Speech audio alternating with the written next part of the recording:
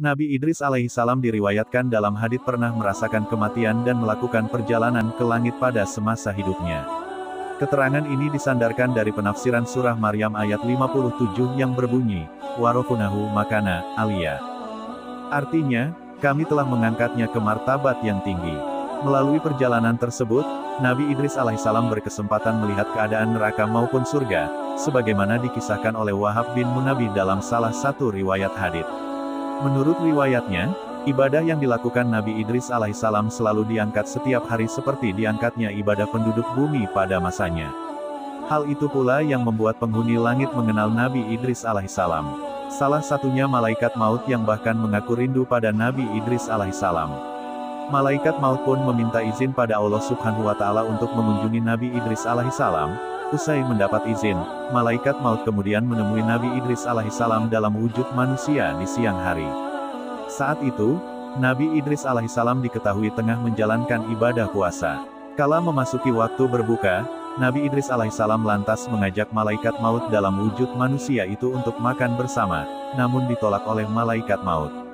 Hal itu pun terus berulang selama 3 malam di mana malaikat maut menghampiri Nabi Idris alaihissalam yang berpuasa, namun menolak untuk diajak berbuka bersama.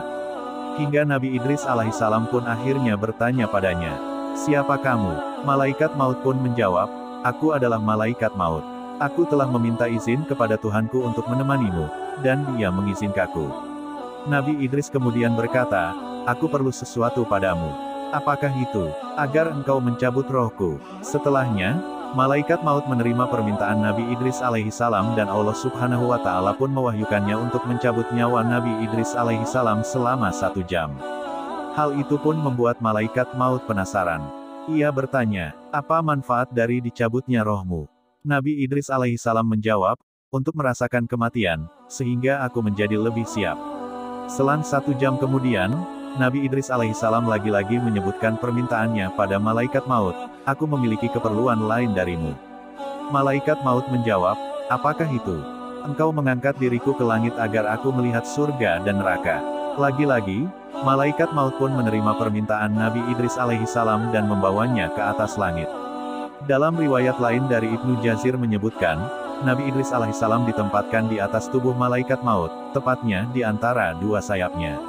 Singkat cerita, Nabi Idris alaihissalam pun diberi kesempatan untuk melihat api neraka. Setelah diperlihatkan neraka untuknya, Nabi Idris alaihissalam sampai jatuh pingsan. Kisah malaikat maut izin masuk rumah menemui Rasulullah Shallallahu alaihi wasallam. Lalu, setelah sadar, Nabi Idris alaihissalam pun berkata, "Tampakkanlah surga kepadaku." Namun, saat Nabi Idris alaihissalam hendak diminta untuk keluar dari neraka, ia menolak.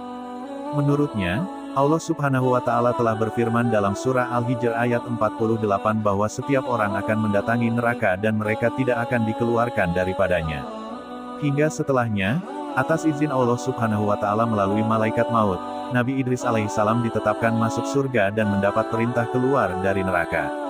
Meski demikian, Syekh Hamid Ahmad At-Tahir Al-Basyuni dalam kisah-kisah dalam Al-Quran berpendapat, riwayat hadits di atas tidak diakui oleh para sahabat. Namun, para tabi'in kemudian menyebarkannya. Di balik itu, satu hal yang pasti adalah Allah Subhanahu wa Ta'ala menetapkan Nabi Idris di kedudukan yang tinggi langit dan bumi sebagai tokoh yang disukai oleh semua orang pada masanya.